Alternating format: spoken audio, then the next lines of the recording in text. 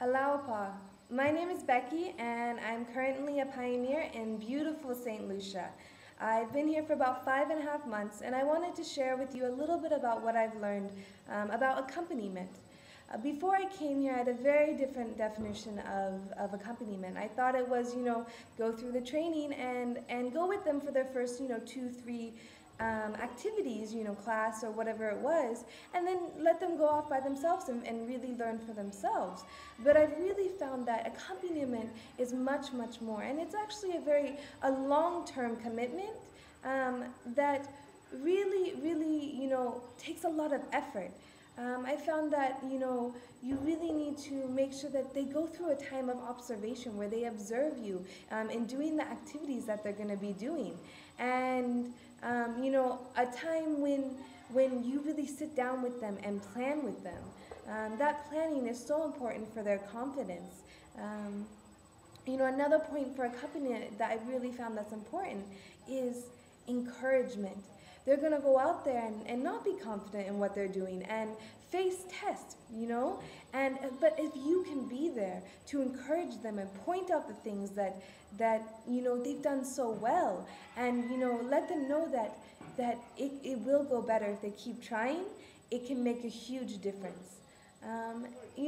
Obviously another part of accompaniment is make sure you are there when they're first starting their activities. Maybe even you do half the class, they do half the class, and as they gain that confidence and those skills, they can take over the activity more and more until they feel that they really have it.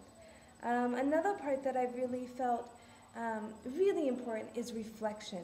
And we can find that in all the Baha'i activities, that after every activity that I accompany someone in, we sit down and we talk about what things went well, why did they go well, and what things didn't go so well. And then we try to make a systematic plan and how we can address those issues and how we can overcome them. Another point is that I don't think we think a lot about is that I found that accompaniment works so much better when we really build a deep friendship with the people we're accompanying.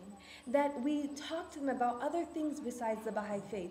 We learn about them, we get to know their families, and we do other things with them. And as that relationship, that friendship really grows, then they feel more confident in putting themselves out there in front of you and coming up with ideas.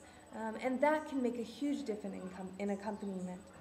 Another point, is as they become, really self-sufficient in that they can plan and reflect and everything, is that you still be there as support. And this support can be emotional, but also material. Maybe it's really easy for them to plan now and everything, but it's hard for them to get the materials. So you being a source of something that helps them in whatever might stop them from doing the activity. And finally, and the last point that really, I don't think a company can happen without is to make sure that there's a strong sense of prayer and study with you and the person you're accompanying. I try to, make sure that every session is started with prayer and that we pray together and that maybe we study, some of the writings of some hidden words or some guidance about whatever activity they're doing.